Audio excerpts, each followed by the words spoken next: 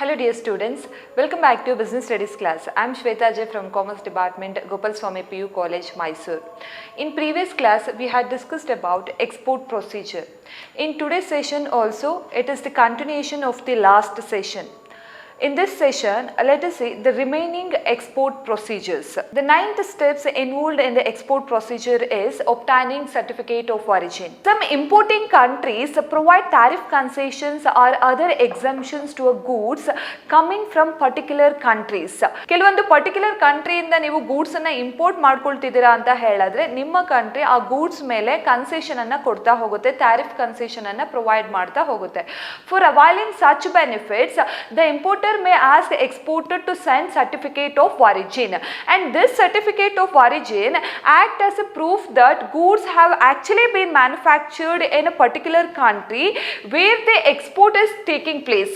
ಆ ಗೂಡ್ಸ್ ಎಲ್ಲಿ ಮ್ಯಾನುಫ್ಯಾಕ್ಚರ್ಡ್ ಆಗಿದೆ ಮತ್ತು ಮ್ಯಾನುಫ್ಯಾಕ್ಚರ್ಡ್ ಆಗಿರೋ ಕಂಟ್ರಿಯಿಂದನೇ ಎಕ್ಸ್ಪೋರ್ಟ್ ಆಗ್ತಾ ಇದೆ ಅನ್ನೋದಕ್ಕೆ ಒಂದು ಪ್ರೂಫ್ ಯಾವುದು ಅಂತ ಹೇಳಿದ್ರೆ that is nothing but a certificate of origin, and the certificate of origin is also required where there is a ban on import of certain products from select countries. ಕೆಲವೊಂದು ಕಂಟ್ರಿಯನ್ನ ban ಮಾಡಿರ್ತಾರೆ, ಆ ಕಂಟ್ರಿಯಿಂದ import ಮಾಡ್ಕೊಳ್ಳೋ ಹಾಗಿಲ್ಲ. So ಆ ಒಂದು ರೀಸನ್ಗೋಸ್ಕರ certificate of origin ಅನ್ನ ಕೇಳ್ತಾ ಹೋಗ್ತಾರೆ. ಸೊ ಬ್ಯಾನ್ ಆಗಿರೋ ಕಂಟ್ರಿಯಿಂದ ಇನ್ ಕೇಸ್ ಏನಾದರೂ ಗೂಡ್ಸ್ ಅನ್ನ ಇಂಪೋರ್ಟ್ ಮಾಡ್ಕೊಳ್ತಾ ಇದ್ದಾರಾ ಅನ್ನೋದಕ್ಕೆ ಚೆಕ್ ಮಾಡೋದಕ್ಕೆ ಸರ್ಟಿಫಿಕೇಟ್ ಆಫ್ ಒರಿಜಿನ್ ಅನ್ನ ಅವರು ಡಿಮ್ಯಾಂಡ್ ಮಾಡ್ತಾ ಹೋಗ್ತಾರೆ. So this certificate of origin is actually issued by the console or the Chamber of Commerce and the Trade Association. Actually ಈ ಒಂದು ಒರಿಜಿನ್ ಆಫ್ ಸರ್ಟಿಫಿಕೇಟ್ ಅನ್ನ ಯಾರು ಇಶ್ಯೂ ಮಾಡ್ತಾರೆ ಅಂತ ಹೇಳಿದ್ರೆ ಟ್ರೇಡ್ ಕನ್ಸುಲೇಟ್ ಅವರು ಇಶ್ಯೂ ಮಾಡ್ತಾರೆ, ಅಥವಾ ಚೇಂಬರ್ ಆಫ್ ಕಾಮರ್ಸ್ ಅಥವಾ ಟ್ರೇಡ್ ಅಸೋಸಿಯೇಷನ್ ಅವರು ಇಶ್ಯೂ ಮಾಡ್ತಾ ಹೋಗ್ತಾರೆ. And it is necessary to get tariff concession or other exemption on imported goods.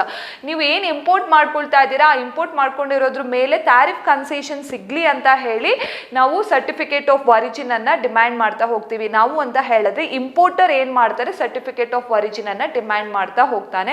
So this certificate of origin which specifies the country in which the goods are being actually produced, ಯಾವ ಕಂಟ್ರಿಯಲ್ಲಿ actual ಆಗಿ produce ಆಗಿದೆ ಅನ್ನೋದು ಪ್ರೂಫ್ಗೋಸ್ಕರ ನಾವು certificate of origin ಅನ್ನ demand ಮಾಡ್ತಾ ಹೋಗ್ತೀವಿ. The next step is securing shipping space. So what is this shipping space? What does it mean? The exporter has to obtain the space in the ship for exporting the goods. ನೀವು goods ಅನ್ನ first import ಮಾಡಬೇಕು ಅಂತ ಹೇಳಿದ್ರೆ ship ಅಲ್ಲಿ ಜಾಗವನ್ನ ನೀವು reserve ಮಾಡಬೇಕು. For this he has to contact the shipping company and obtain shipping order. Shipping order ಅನ್ನ ನೀವು ತಗೊಳ್ತಾ ಹೋಗಬೇಕು. And for this exporter has to apply for the shipping order to the shipping company.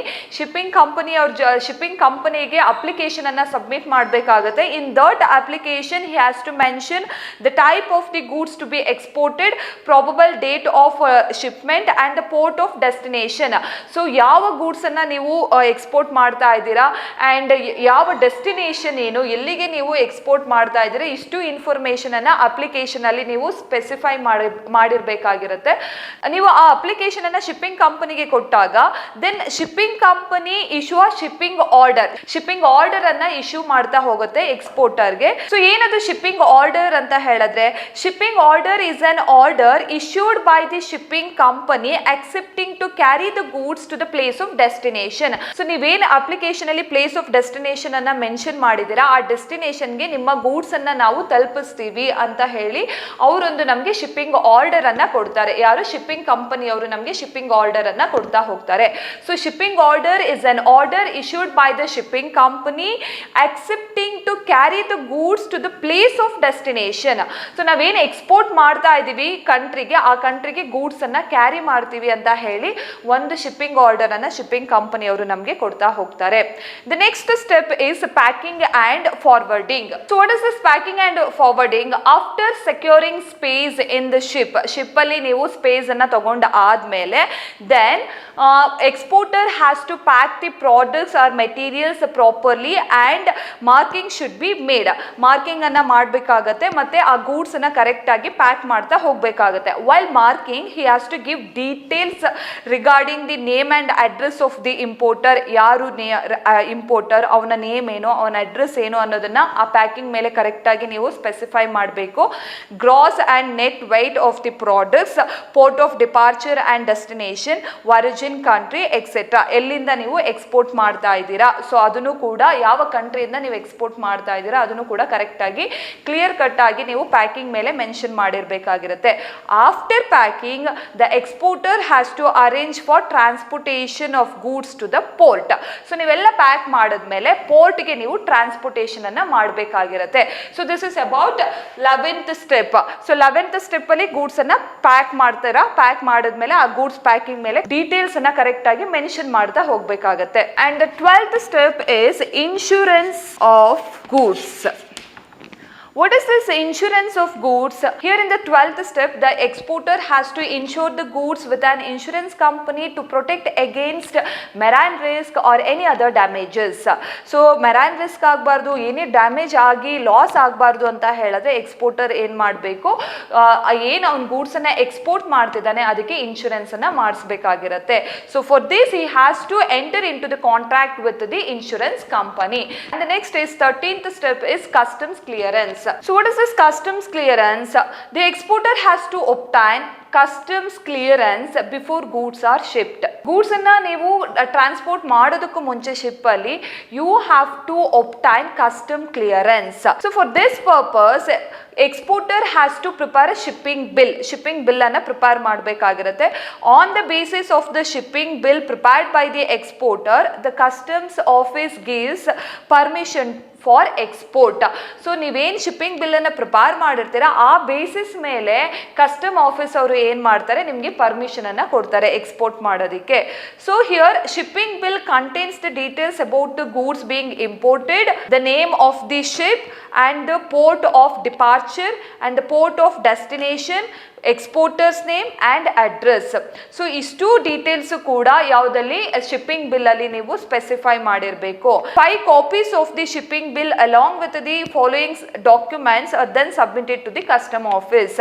Shipping bill ಜೊತೆಗೆ ಕೆಲವೊಂದಿಷ್ಟು document ಅನ್ನ ನೀವು attach ಮಾಡಿ ನೀವು ಕಸ್ಟಮ್ ಆಫೀಸ್ಗೆ ಸಬ್ಮಿಟ್ ಮಾಡಬೇಕು. ಏನೆಲ್ಲ ಇದೆ ಆ ಡಾಕ್ಯುಮೆಂಟ್ಸ್ ಅಂತ ಹೇಳಿದ್ರೆ, first one is export order, letter of credit, commercial invoice, certificate of origin, certificate of inspection if necessary, marine insurance policy. All these documents must be attached with the shipping bill.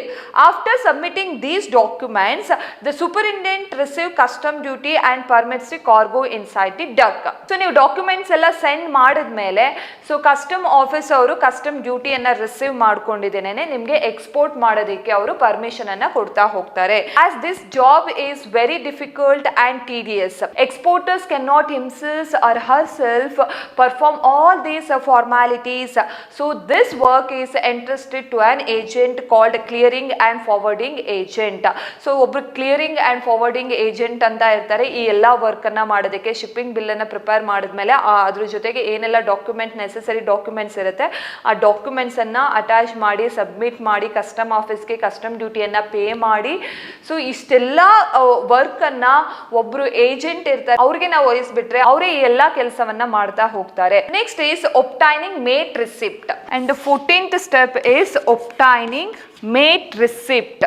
Mate receipt is a receipt issued by the captain of the ship or his assistant called mate after the goods are board on the ship. ನೀವು goods ಅನ್ನ ship ಒಳಗಡೆ load ಮಾಡಿದ್ಮೇಲೆ shipping ಕಂಪನಿಯ captain ಯಾರು ಇರ್ತಾನೆ, ಆ ಶಿಪ್ನ captain ಅಥವಾ ಅವನ ಅಸಿಸ್ಟೆಂಟು ನಿಮ್ಗೊಂದು ರಿಸಿಪ್ಟ್ ಅನ್ನ ಕೊಡ್ತಾನೆ. ಸೊ ಆ ರಿಸಿಪ್ಟ್ ಅನ್ನ ನಾವೇನು ಹೇಳ್ತೀವಿ, ಮೇಟ್ ರಿಸಿಪ್ಟ್ ಅಂತ ಹೇಳ್ತೀವಿ. And this mate receipt contains the information regarding quantity of goods, number of packages, condition of packages, name of the vessel, berth, date of shipment, conditions of the cargo at the time of shipment, etc.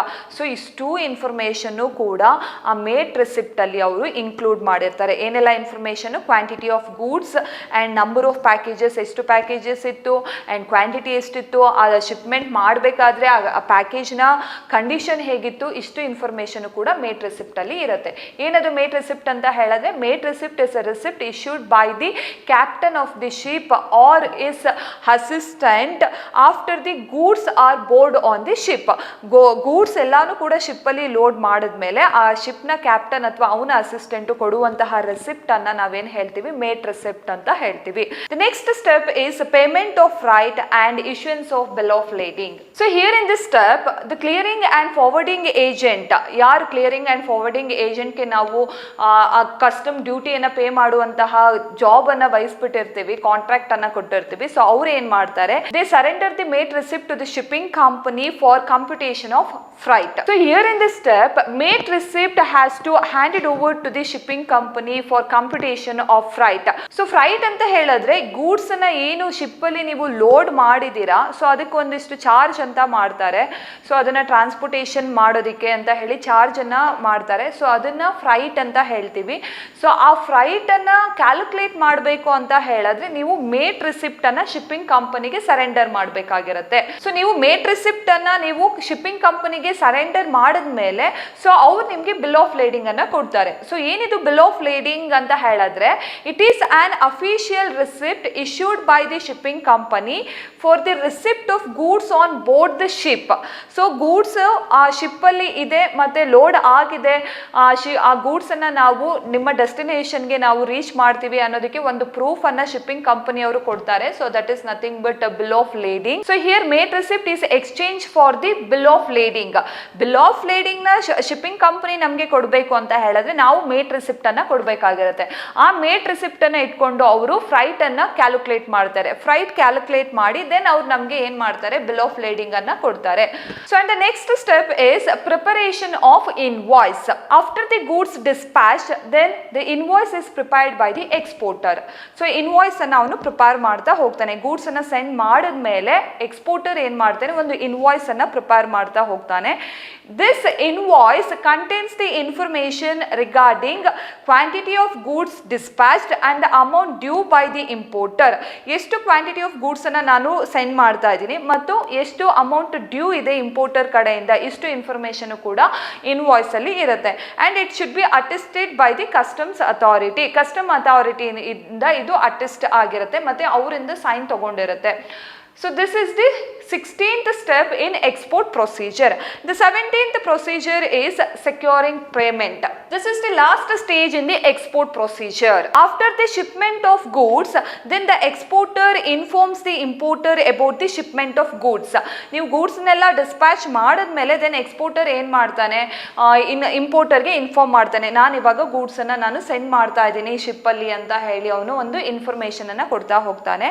Then the importer needs various documents such as certified copy of invoice, bill of lading, packing list, insurance policy, certificate of origin and letter of credit.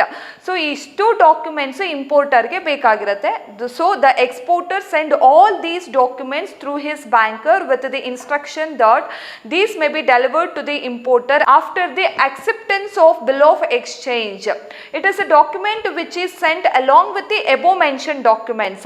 So ಅವನು ಏನು ಇಂಪೋರ್ಟರ್ಗೆ ಏನೆಲ್ಲ documents ಬೇಕಾಗಿರುತ್ತೆ ಆ ಎಲ್ಲ document ಜೊತೆಗೆ ಇದೊಂದು document that is bill of exchange ಅನ್ನು ಅವನು ಸೆಂಡ್ ಮಾಡ್ತಾ ಹೋಗ್ತಾನೆ. ಯಾವಾಗ ಅವನು ಬಿಲ್ ಆಫ್ ಎಕ್ಸ್ಚೇಂಜ್ ಅನ್ನ ಅಕ್ಸೆಪ್ಟ್ ಮಾಡ್ತಾನೆ ಆಗ ಎಲ್ಲ ಡಾಕ್ಯುಮೆಂಟ್ ಅನ್ನ ಅವನಿಗೆ ಇಂಪೋರ್ಟರ್ಗೆ ಸೆಂಡ್ ಮಾಡ್ತಾ ಹೋಗ್ತಾನೆ.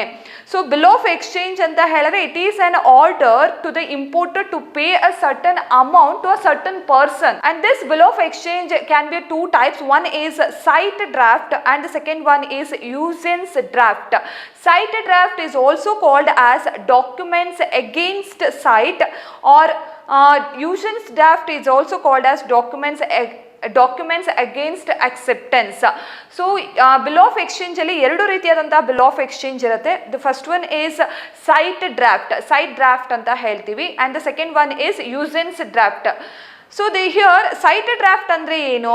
In case of site draft, the documents are handed over to the importer only against payments. In case of the site draft, the documents are handed over to the importer only against payment. Payment ಅನ್ನ ಮಾಡಿ ಅಂತ ಹೇಳಿ ನಾವೆಲ್ಲ documents ಅನ್ನ send ಮಾಡ್ತಾ ಹೋಗ್ತೀವಿ. So that is one kind of bill of exchange.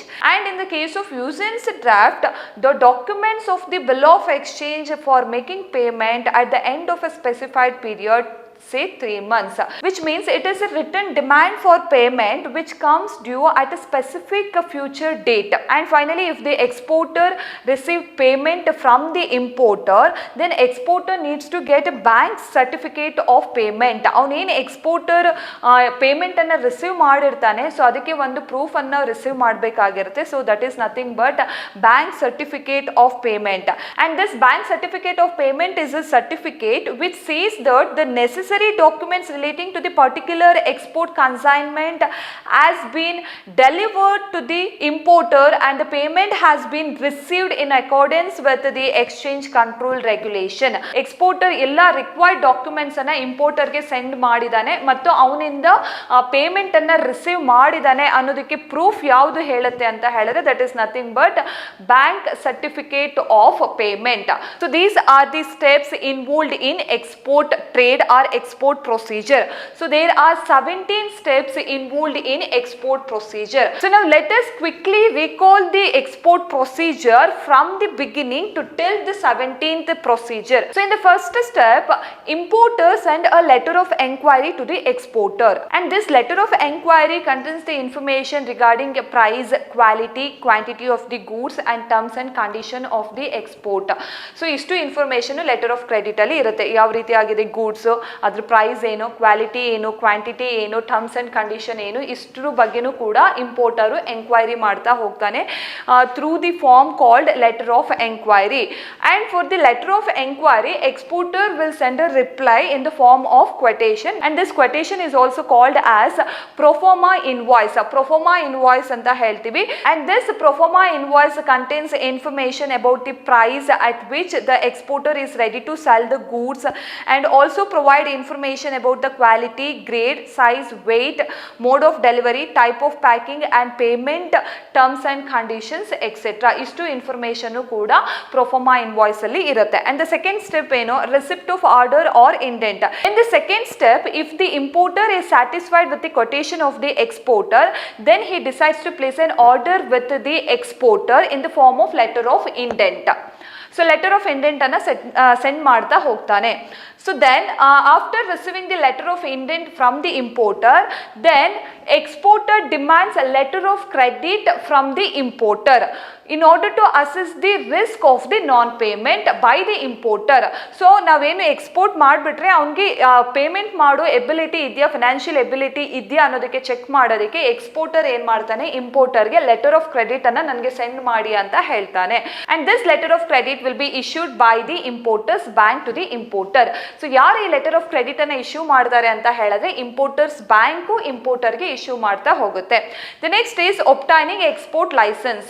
After assessing the credit worthiness of the importer, then exporter obtain export license and IEC code number from the Directorate General Foreign Trade. So Directorate General Foreign Trade ಇಂದ ಅವನು ಏನು ಮಾಡಬೇಕು, IEC code number ಅನ್ನು ತಗೊಳ್ಬೇಕು ಮತ್ತೆ export licence ಅನ್ನು ತಗೊಳ್ಬೇಕಾಗತ್ತೆ. And after obtaining the export license, then he has to obtain pre-shipment finance. So this is the fifth step in export procedure. So ಅವನೇನು ಮಾಡಬೇಕು, ಪ್ರೀ ಶಿಪ್ಮೆಂಟ್ ಫೈನಾನ್ಸ್ ಅನ್ನ bank ಇಂದ ತಗೊಳ್ಬೇಕಾಗತ್ತೆ. ಯಾಕೆ ಬೇಕು ಈ ಪ್ರೀ ಶಿಪ್ಮೆಂಟ್ ಫೈನಾನ್ಸ್ ಅಂತ ಹೇಳಿದ್ರೆ, only in order to undertake production activities.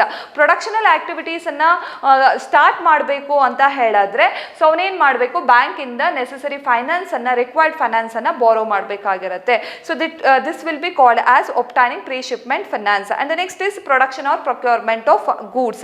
So after obtaining the pre-shipment finance from the bank or financial institution, then exporter has to produce or purchase of goods according to the specification of the importer. So next ಏನು ಮಾಡ್ತಾನೆ, pre-shipment finance ಅನ್ನ ತಗೊಂಡ ಮೇಲೆ, finance ಅನ್ನ ಬಾರೋ ಮಾಡಿದ್ಮೇಲೆ ಏನು production ಮಾಡಬೇಕು ಆ ಪ್ರೊಡಕ್ಷನ್ ಅನ್ನ ಸ್ಟಾರ್ಟ್ ಮಾಡ್ತಾ ಹೋಗ್ತಾನೆ. Next is pre-shipment inspection. So here this step is very important. It ensures that only the qualitative goods are being exported from the country. ನಮ್ಮ ಕಂಟ್ರಿಯಿಂದ ಬರೀ ಕ್ವಾಲಿಟೇಟಿವ್ ಗೂಡ್ಸ್ ಅನ್ನೇ ನಾವು ಎಕ್ಸ್ಪೋರ್ಟ್ ಮಾಡ್ತಾ ಇದ್ದೀವಿ ಅನ್ನೋದಕ್ಕೆ ಒಂದು ಪ್ರೂಫ್ ಅನ್ನ ನೀವು ಕಳಿಸ್ಬೇಕಾಗಿರುತ್ತೆ. ಸೊ ಆ ಪ್ರೂಫ್ ಅನ್ನ ನಾವೇನು ಹೇಳ್ತೀವಿ, ಪ್ರೀ ಶಿಪ್ಮೆಂಟ್ ಇನ್ಸ್ಪೆಕ್ಷನ್ ಅಂತ ಹೇಳ್ತೀವಿ. And the next step is excise clearance. After the goods are inspected, then the exporter has to pay excise duty on the goods which are to be exported. So ನೀವೇನು goods ಅನ್ನ export ಮಾಡ್ತಾ ಇದ್ದೀರಾ ಅದ್ರ ಮೇಲೆ ನೀವು excise duty ಡ್ಯೂಟಿಯನ್ನು pay ಮಾಡಬೇಕಾಗಿರುತ್ತೆ. The next is obtaining certificate of origin, and this certificate is necessary to get tariff concession or other exemption on the goods imported. Goods ಅನ್ನ ಕೆಲವೊಂದು ಕಂಟ್ರಿಯಿಂದ ಪರ್ಟಿಕ್ಯುಲರ್ ಕಂಟ್ರಿಯಿಂದ ಇಂಪೋರ್ಟ್ ಮಾಡಿಕೊಂಡ್ರೆ ಅದಕ್ಕೆ ಟ್ಯಾರಿಫ್ ಕನ್ಸೆಷನ್ ಅಥವಾ exemption ಅನ್ನ importing countries ಕೊಡುತ್ತೆ. So ಹಾಗಾಗಿ ಪ್ರೂಫ್ಗೆ ನಮಗೆ ಒಂದು ಸರ್ಟಿಫಿಕೇಟ್ ಆಫ್ ಒರಿಜಿನ್ ಬೇಕಾಗಿರುತ್ತೆ. So this certificate of origin specifies the goods which are being actually produced in a country. So ಯಾವ ಕಂಟ್ರಿಯಲ್ಲಿ ಪ್ರೊಡ್ಯೂಸ್ ಆಗಿದೆ ಆಕ್ಚುಲ್ ಆಗಿ ಅದೇ ಕಂಟ್ರಿಯಿಂದ ಎಕ್ಸ್ಪೋರ್ಟ್ ಆಗ್ತಾ ಇದೆ ಅನ್ನೋದಕ್ಕೆ ಒಂದು ಪ್ರೂಫ್ ಯಾವುದು ಅಂತ ಹೇಳಿದ್ರೆ that is nothing but certificate of origin. The next is securing shipping space. So next ಏನ್ ಮಾಡಬೇಕು, ನೀವು ಶಿಪ್ ಅಲ್ಲಿ ಸ್ಪೇಸ್ ಅನ್ನ ರಿಸರ್ವ್ ಮಾಡಬೇಕಾಗಿರುತ್ತೆ. ಸೊ ಅದನ್ನ ಸೆಕ್ಯೂರಿಂಗ್ ಶಿಪ್ಪಿಂಗ್ ಸ್ಪೇಸ್ ಅಂತ ಹೇಳ್ತೀವಿ. The next packing and forwarding. After securing space in the ship, then the exporter has to pack the products properly and he should give information on the packing regarding the goods being exported. ಯಾವ goods ಅನ್ನ export ಮಾಡ್ತಾ ಇದೀವಿ and the type of the goods, name and address of the importer.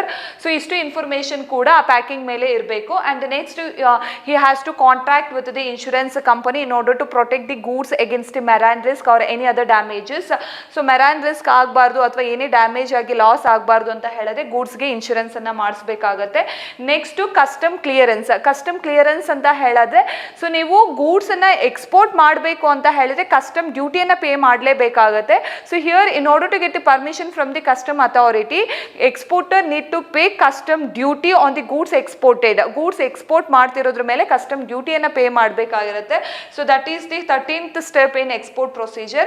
the next obtaining mate receipt. so obtaining mate receipt ಅಂತ ಹೇಳಿದ್ರೆ this is a receipt which is issued by the captain of the ship or his assistant after the goods are board on the ship. goods ಅನ್ನ ನೀವು ship ಅಲ್ಲಿ load ಮಾಡಿದ್ಮೇಲೆ ship ನ captain ನಿಮಗೆ ಕೊಡುವಂತ receipt ಅನ್ನ ಮೇಟ್ ರೆಸಿಪ್ಟ್ ಅಂತ ಹೇಳ್ತೀವಿ. Next payment of freight and bill of lading. So in order to compute the freight on the goods loaded in to the ship, goods ಅನ್ನ ನೀವೇನು ಶಿಪ್ ಅಲ್ಲಿ ಲೋಡ್ ಮಾಡಿದೀರಾ ಸೊ ಅದಕ್ಕೆ ಫ್ರೈಟ್ ಅನ್ನ charge ಮಾಡ್ತಾ ಹೋಗ್ತಾರೆ. ಸೊ ಆ ಫ್ರೈಟ್ ಅನ್ನ ಕ್ಯಾಲ್ಕುಲೇಟ್ ಮಾಡೋದಕ್ಕೆ you have to surrender the mate receipt to the shipping company. Here mate receipt is the exchange for the bill of lading. ನೀವು ಮೇಟ್ ರಿಸಿಪ್ಟ್ ಕೊಟ್ಟಾದ್ಮೇಲೆ ಶಿಪ್ಪಿಂಗ್ ಕಂಪನಿ ಅವ್ರು ಏನ್ ಮಾಡ್ತಾರೆ, ನಿಮಗೆ ಬಿಲ್ ಆಫ್ ಲೇಡಿಂಗ್ ಅನ್ನೋ ರಿಸಿಪ್ಟ್ ಅನ್ನ ಕೊಡ್ತಾರೆ. This bill of lading is the official receipt issued by the shipping company accepting the goods. goods ಅನ್ನ ನಾವು ಶಿಪ್ ಅಲ್ಲಿ ಕ್ಯಾರಿ ಮಾಡಿ ನಿಮ್ಮ ಡೆಸ್ಟಿನೇಷನ್ ಗೆ ನಾವು ರೀಚ್ ಮಾಡ್ತೀವಿ ಅನ್ನೋದಕ್ಕೆ ಒಂದು ಪ್ರೂಫ್ ಅನ್ನ ಶಿಪ್ಪಿಂಗ್ ಕಂಪನಿ ಅವರು ಕೊಡ್ತಾರೆ. That is nothing but bill of lading. The next is preparation of invoice. After the goods are dispatch then exporter prepare invoice. So invoice ಅನ್ನ ಪ್ರಿಪೇರ್ ಮಾಡ್ತಾ ಹೋಗ್ತಾನೆ. That is nothing but preparation of invoice.